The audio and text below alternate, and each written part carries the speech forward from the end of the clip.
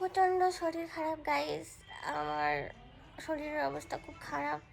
তারপরে আমি বৌদিদের বাড়ি আসছি। বিয়ের আগে আইবুড়ো ভাতের একটা নিয়ম আছে, সেটা ছেলে হোক আর মেয়ে হোক দুজনের ক্ষেত্রেই সমান। আমার যেই সব আইবুড়ো ভাতের মুহূর্তগুলো আছে সবটাই এই ভিডিওতে আপনাদের সাথে আমি শেয়ার করব। সাথে beautiful peoples, welcome back to my another blog. সবাই কেমন আছেন? আশা করছি সবাই ভালো আছেন, আমরাও বেশ ভালো আছি। বিয়েটা খুব তাড়াতাড়ি ঠিক হয়ে যাওয়ার কারণে আমার হাতে বেশি সময় ছিল না। আমার আশীর্বাদ হয়ে গেছিল, আর আশীর্বাদের পরেই সবাই আমাকে আইবুড়ো ভাতের জন্য বাড়িতে ডেকেছিল। ফার্স্ট আইবুড়ো ভাত খেয়েছি আমি আমার বৌদির কাছে। ভালোবাসার মানুষগুলো সত্যি একটু অন্যরকমই হয়। খাবার দাবারগুলো খুবই ভালো ছিল, কিন্তু দুঃখের বিষয় এটা ছিল যে শরীর খারাপের কারণে বেশি সময় দিতে পারিনি, তাড়াতাড়ি খেয়ে বাড়িতে চলে এসেছিলাম। আর বিয়ের যতগুলো ব্লাউজ আপনারা দেখতে পেরেছেন সবটাই বৌদির কাছ থেকে নিয়েছি। যদি আপনারা কন্ট্যাক্ট করতে চান আমি ডিসক্রিপশানে লিঙ্ক দিয়ে দেবো। বৌদির হাতের কাজ খুবই ভালো। এই যে হলো আমার সেকেন্ড আইবুড়ো ভাত পর্ব।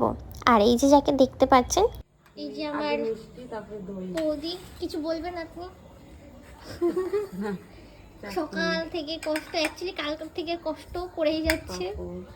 দেখো কত কিছু।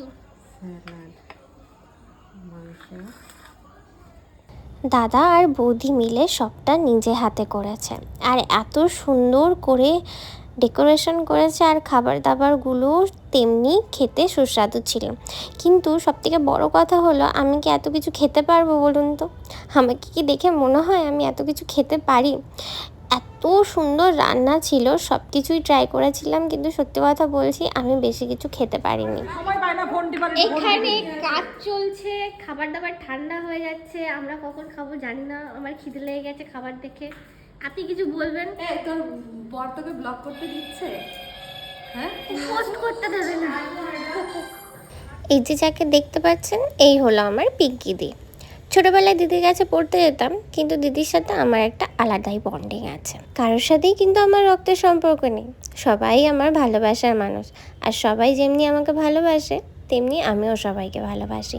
ভালোবাসার মানুষগুলোর সাথে এইভাবেই বন্ডিং হয়, রক্তের সম্পর্ক আর দরকার পড়ে না।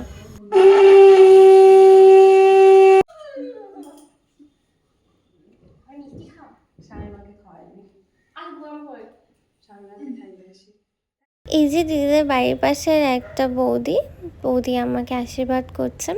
বৌদি আমাকে প্রচণ্ড ভালোবাসে। আর আজকে আমাদের দুজনের আইবুড়ো ভাত ছিল। যাকে পাশে দেখলেন ওই মেয়েটারও বিয়ে। ওর নামটা আমার ঠিক মনে নেই, কিন্তু দুজনের একসাথে আইবুড়ো ভাতটা দিদি দিয়েছিল।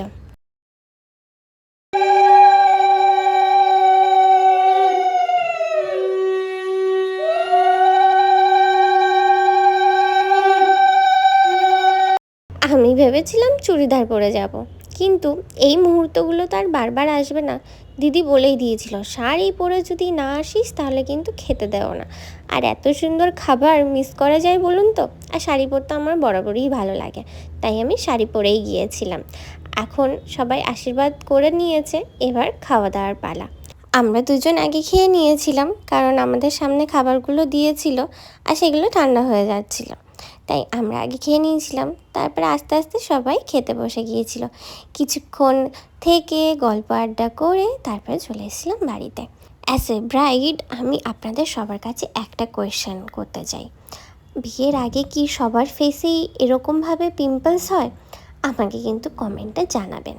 এই যে যাকে দেখতে পাচ্ছেন এটাও আমার আর একটা বৌদি। বৌদিদের বাড়িতে গিয়েছিলাম রাত্রে নিমন্ত্রণ ছিল, কারণ সারাদিন কাজবাজ করে বৌদি রাত্রেই টাইম পায়। আমি আর আমার বোন গিয়েছিলাম বৌদিদের বাড়িতে। এত কষ্ট করেছি, হ্যাঁ, সারাদিনই কেটেছে আজকে। তোর গলার এফেক্ট হবে তা না। যখন এই তোর আরেকটা চড় খাবি যা। আমি ব্রাইড আর আমার বোন বলছে চর খাবি যা।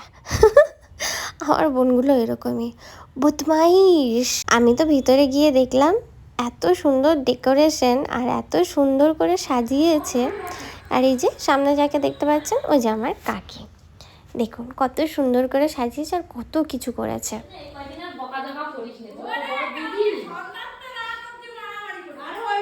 ভালো লাগছে, এই যে কাজ করে করে কষ্ট হয়ে গেছে।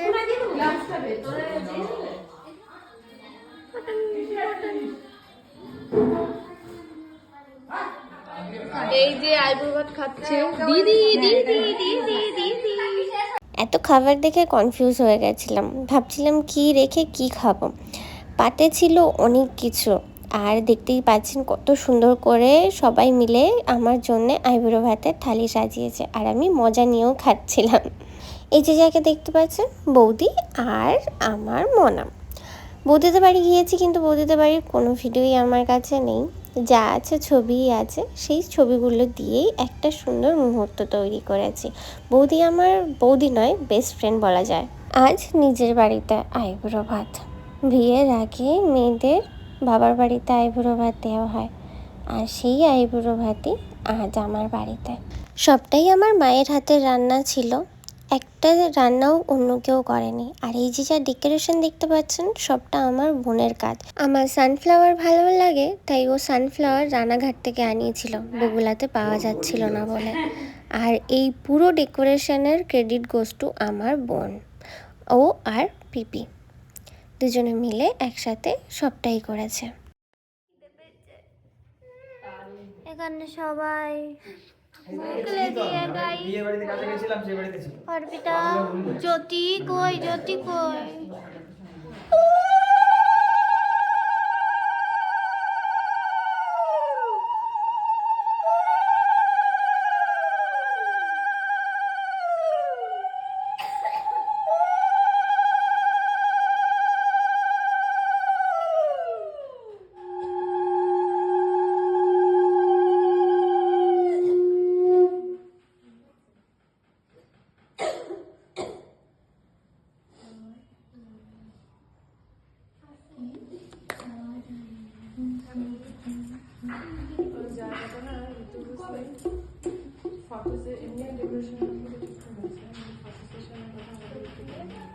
আচ্ছা, আপনারা কি জানেন বিয়ের আসল আনন্দ তো লুকিয়ে থাকে এই আইবুড়ো ভাতের দিনগুলোতে।